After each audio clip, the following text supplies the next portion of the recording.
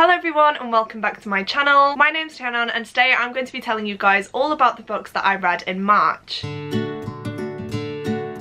Before we dive into the video though, please do check to make sure that you are subscribed to my channel. I have recently found out that 60% of the people who watch my videos aren't actually subscribed. So please do click that little button if you haven't already, and if you do watch my content regularly and do enjoy it. It really does help me out and it does also help this channel to grow as well. In terms of my stats for March, I did manage to read 8 books. 5 of them were physical books, 2 of them were audiobooks, and 1 of them was an ebook. And to be honest, I did have a pretty good reading month as well. I read 3 3-star books, 2 4-star books, and 3 5-star books. So all in all, it was a very good reading month for me. I have actually read 8 books every single month this year, and I'm really planning to keep up that pace. I'm not actually sure what will happen once I start my placement again though, because it is going to be very intense for the next 9 weeks. But hopefully my reading doesn't suffer too badly and I can manage to keep on top of the 8 books. The first book I read in March is Killjoy by Holly Jackson. This is actually a World Book Day book, and it is a prequel to Holly Jackson's YA murder mystery series, A Good Girl's Guide to Murder. I absolutely love that murder mystery series. It's definitely one of my favourites. So when I found out that this book was actually being released, I just had to pick it up. I did actually buddy read this with Rachel from Rachel Karras. On one of my live shows with Karras from Karras's Corner, Rachel did comment asking which book she should pick up next. Both Karras and I recommended A Good Girl's Guide to Murder because we'd both read it and we'd both become friends through that book. And so Rachel chose that one, she read it and I absolutely loved it, and so it was only fitting that I send her this book and that we read it together. That was such a fun experience, and we did also read it on World Book Day as well, which was even more special. But in this book we follow Pippa, and she is at a 1920s themed murder mystery party. Pippa's not too keen on the idea of this party, but as soon as she gets there and the game begins, she gets sucked into it and she realises that she is really good at figuring out these clues. But as Pippa starts to play detective, she realises that the case of the fictional Reginald Remy isn't the only one that's on her mind. This was such a fun story, and I really wished I'd have read this before reading the second book in this series, which is Good Girl Bad Blood. My main issue with the second book is that I wasn't connected to the characters as much. They do kind of appear out of nowhere and you're expected to know them, but in this one they are all introduced and you do see them all interact with each other. You can see their different personalities, and that was just really nice. It was also really nice to see a protagonist sit down with a bunch of her friends and just have a good time. I feel like there's always some sort of drama surrounding friendship groups in YA novels, so this was definitely refreshing. The murder mystery itself was also very interesting. I didn't manage to figure it out, but there is a sort of plot twist at the end as well, which did have me laughing. So all in all, this was a really great book. I would highly recommend you read this one if you did enjoy the first and second books. Again, I would say to read this before you dive into the second book if you haven't already. It definitely makes you feel a lot more connected to the characters, and so when the events of Good Girl Bad Blood occur, it will definitely have more of an impact on you because you are familiar with these characters. Overall, I did rate this one 4 stars. I did feel a bit strange rating this book so highly because it is such a short book. It isn't a full novel, but to be honest, I love Holly Jackson's writing. I love her characters. The setting of this was just absolutely perfect, especially for me who loves murder mysteries, and I honestly couldn't find much of fault with it. So for that reason, it did get 4 stars from me, and I honestly cannot wait for the 3rd book in the series, which is coming out later this year. Next up is the book that I read on my Kindle, and that is My Dark Vanessa by Kate Elizabeth Russell. I honestly don't know where to begin with this book. This is such a difficult read, but it is such an important one. I feel like everyone should read it at some point in their lives. Obviously, if you're not comfortable with the subject matter, or if it's triggering for you in any way, please don't pick it up right now. This is one that does take a toll on you mentally, and it doesn't shy away from any of the horrific details. In this one, we do follow our main character Vanessa, and the book itself is set across 2 different timelines. So we have her when she's at school at 15 years old, and we have her in present day when she's around 40 years old, I believe. When she is 15 years old, she does engage in a relationship with one of her teachers, Jacob Strange, who is 42 years old. Vanessa actually doesn't think that there's anything amiss with this relationship. She is convinced that she loves this teacher, but in 2017, which is present day in this book, sexual assault allegations start coming out against Jacob Strange, and Vanessa is forced to look at their relationship in a different light. I feel like Goodreads sums it up really well, so I will just read you a little description of what they said about this book. So it says, My Dark Vanessa juxtaposes memory and trauma with the breathless excitement of a teenage girl discovering the power her own body can wield. Thought-provoking and impossible to put down, this is a masterful portrayal of troubled adolescence and its repercussions that raises vital questions about agency, consent, complicity, and victimhood. Written with the haunting intimacy of the girls walls and creeping intensity of room, My Dark Vanessa is an era-defining novel that brilliantly captures and reflects the shifting cultural mores transforming our relationships and society itself. I feel like that just sums it up pretty well. As you can see, this book does deal with some very difficult topics. Like I said, it does not shy away from that. It gives you all the details and it is very disturbing in some parts. I did physically feel sick whilst reading this book, and it is one that I haven't actually rated because I genuinely don't know how you can rate a book like this. It is such an important story. Everyone should read this book, but I feel like I can't review a book that's based on sexual assault because I have never experienced anything like that, and so I feel very strange rating a book like this. But all I can say is that it's a very powerful read. It definitely does make you uncomfortable and it is very harrowing to read, but the story behind it is so important. I feel like it portrays manipulation really well. This main character doesn't realise that she's being manipulated until she looks back on it. Even then, she still fails to see that she has been manipulated into doing some things she didn't want to do. I am going to stop talking about it now because I feel like I could go on about this book for a while. Please research the trigger warnings before diving into this book. I feel like there are going to be a lot of them. I will try and leave some in the description for you as well. But yeah, such a powerful, eye-opening book, and I'm really glad to have read it. The next book I read was Crown of Midnight by Sarah J Maas. This is a reread for me. I am currently rereading the Throne of Glass series this year because I never actually finished out the last two books, and so many years have passed now that I genuinely don't remember what has happened in this series, and so I decided that this would be the year that I finally picked them up. I'm already having such a good time diving back into these books. I know Sarah J Maas is not the best author in the world. I know this series is problematic, but to be honest with you guys, it's one of the first series that got me into reading. I will always have such a strong connection to these books, and I genuinely get so much enjoyment out of reading them, and that is the most important thing. I'm not going to tell you guys the synopsis for this book because, like I said, it is the second book in a series. I'm sure you all know what Throne of Glass is about by now, but if you don't, we do follow an assassin named Selena Sardothian, and one day she is offered the chance to become the king's champion, or rather the king's assassin. In order to become the king's champion though, she must compete against 23 other people and beat them in some tasks that have been set up, but along the way Selena realises that it's not the other competitors that she should be worried about. Something evil lurks in the castle and she needs to find it and destroy it before it's too late. You can probably tell by my reaction, but I gave this book 5 stars. Absolutely loved this one, but the ending did break my heart. I knew it was coming. That was one of the main things that I remembered happening in this book, but again, I just was not prepared for it at all. It really did make me want to cry, and I'm very intrigued to see the fallout of the event in the next book. Like I said, I honestly can't remember much about this series, guys. It's been that long since I read it that it's almost like reading it for the first time, which is definitely magical. I am diving into Heir of Fire next month, so definitely keep an eye out for that in my April wrap-up. Again, definitely gonna love that one. I'm very excited to get to it, and I'm so glad that I finally decided to reread the series. After that one, I read Truthwitch by Susan Dennard. If you saw my TBR video, you'll know that I did almost unhaul this book. I read it a couple of years ago, really didn't enjoy it, and I was planning on unhauling it very soon. However, Witchlands Along was announced, which is a read-along for this series hosted by Jade from JD Ray Reads, and I decided that it was finally time to give this another go. And I'm so glad that I did, you guys. This was such a fun book for me. I've definitely developed as a reader to the point now where I understand what I didn't like about this book when I first read it, but now, having read a lot more fantasy books, I get why things happened the way they did and why information was revealed in the manner that it was. I did actually read this in a day. I read it for Becca's Bookoplathon. I do have a vlog for that, so I will leave it linked up above if you want to check it out. But like I said, I had such a good time reading this. It was definitely a fast-paced read that kept me intrigued throughout the period of the readathon. In this one, we follow Safi, who is a Truthwitch. This is actually a very dangerous thing to be in this world because Truthwitches are extremely rare and extremely valuable because, as the name suggests, they can tell when someone is lying or when someone is telling the truth. In a kingdom with a lot of different political factions, Safi would be a very valuable asset, and so she has to hide who she actually is or risk being brought into the political game as a pawn. One day though, Safi and her best friend Iseult clash with the guildmaster and his Blood Witch bodyguard, and because of this they do have to flee. However, the Blood Witch isn't letting them off easily. He knows that Safi is a Truthwitch, and so he will stop at nothing until he gets her. That is all I'm going to say about this one because I don't want to spoil anything. I did give this one 4 stars, not quite the 5-star feeling for me, but it was a really good book and I'm very intrigued to see where the series goes from here. This has made me want to continue on with the rest of the series, so I definitely need to get my hands on the second book as soon as possible, but I'm so glad that I decided to give this a second chance. It's something I don't normally do with books, but again, I just had a feeling about this one and I'm very glad to have reread it and loved it. Next up, I listened to the audiobook of The Empress of Salt and Fortune by Nivo. Again, this is one I listened to during Bookoplathon, and now I kind of wish that I hadn't because I genuinely couldn't tell you what this book is about. I feel like I only listened to this book to say that I completed a book and I didn't really pay attention to the story itself, and so by the end of the book I was just extremely confused and didn't didn't really know what was going on. Because of that, I will just read you the synopsis for this book. It says, with the heart of an outward tale and the visuals of a classic Asian period drama, The Empress of Salt and Fortune is a tightly and lushly written narrative about empire, storytelling, and the anger of women. A young royal from the far north is sent south for a political marriage. Alone and sometimes reviled, she has only her servants on her side. This evocative debut chronicles her rise to power through the eyes of her handmaiden, at once feminist high fantasy and a thrilling indictment of monarchy. That just sounds so intriguing to me. I was so excited to pick that book up, but unfortunately the stress of the readathon got to me and I didn't actually pay enough attention to the book to fully absorb the story. I do plan on rereading this again soon though, so I haven't rated it for now, but hopefully when I listen to it again or read a physical copy of this book, I will enjoy it a lot more. Next up, I read The Amber Spyglass by Philip Pullman. This is another one that I mainly listen to on audio, and I'm so glad that I did because the audiobooks for this series are absolutely amazing. They do have a full cast and they also have sound effects, so it definitely keeps you focused on the story. This is the third book in the His Dark Materials trilogy by Philip Pullman, the first one being Northern Lights, aka The Golden Compass. I started reading this series in December. I absolutely fell in love with the first book. It's one of my favourite books of all time. I read the second book shortly after and fell in love with that one too. Unfortunately though, this one didn't stand up to the other two for me. In the first book, Northern Lights, we follow a girl named Lyra Balakwa, who spends her days in Oxford College. One day though, when Lyra's friend Roger disappears, she and her demon Pantalaimon are determined to find him. The ensuring quest takes them to the dangerous snowy land of the north, where armoured bears rule and witches fly through the frozen skies. It's not all smooth sailing though. Lyra does actually stumble across a facility that is conducting horrifying experiments on children and their demons, and so she is determined to stop this before it escalates any further. That's all I'm going to say about the first book. I really don't want to spoil this series for you. I will say though, definitely be careful diving into these books because they are very, very dark. The first book, like I said, does deal with some experimentation on children. That part honestly made me feel a bit sick, so that is something to be aware of before you dive into the books. I'm honestly not sure what happened during this book. I did end up giving this one 3 stars, which is very shocking to me considering I rated the other 2 books 5 stars. There was just a lot of unnecessary things happening throughout this book, and then the important things were just completely brushed over. There was also a romance added in here which definitely did not need to be there, and all in all it just wrapped up way too quickly for me. I feel like we didn't get a satisfying ending at all. To be honest, it left me more confused than anything else, and I was just very disappointed by it, which is such a shame because I genuinely thought this was going to be a new favourite series of mine. The first 2 books, like I said, were 5 stars, really did enjoy them, and this one did just fall flat for me, unfortunately. Saying that though, I will be diving into Philip Pullman's next series, which is The Book of Dust. I'm very intrigued by this world and I would like to see some more characters in it. I don't think we follow the same characters as in this series, but it will be interesting to expand on the world and see different elements of it. And then the last book that I read for Bookopolython is The Turn of the Key by Ruth Ware. I started reading this book when it first came out quite a while ago now. I think I got about 50 pages in before putting it down for some reason and never picking it back up. After reading Verity last month though, I've been really wanting to read another thriller. I've heard such amazing things about this one, so I decided to pick it up, but unfortunately this is just another middle of the road book for me. I'm really sorry about this, but for this one I am just going to read you the synopsis because I feel like I can never do it justice, and I feel like it's very difficult to summarise thrillers without spoiling anything, so I'm just going to leave it to the book. For this one, it does just say, when she stumbles across the advert, she's looking for something else completely, but it seems like too good an opportunity to miss. A live-in nanny position with a staggeringly generous salary, and when Rowan arrives at Heatherbray House, she is smitten by the luxurious smart home fitted out with all modern conveniences, by the beautiful Scottish Highlands, and by this picture-perfect family. What she doesn't know is that she's stepping into a nightmare, one that will end with a child dead and her in a cell awaiting trial for murder. She knows she's made mistakes, but she maintains she's not guilty, at least not of murder, which means someone else is. I was just expecting a lot more from this book. Everyone says it's a paranormal thriller that is genuinely scary, and I just really didn't get that from it. I feel like nothing actually happened until the last 60 pages, and this is a 360 page book. The ending as well just wasn't really that satisfying for me. I wasn't too bothered by the end of it, and even though one of the first plot twists did shock me, the other one just fell a bit flat. Overall, this is another one that I gave 3 stars. I would definitely read more Ruth Ware. I do have One by One by her, and I feel like that's definitely going to be my type of book. I am really sad that I didn't like this one because I feel like it is a booktube favourite, but like I said, nothing much happened, wasn't really that thrilling, and it is a pretty forgettable story for me.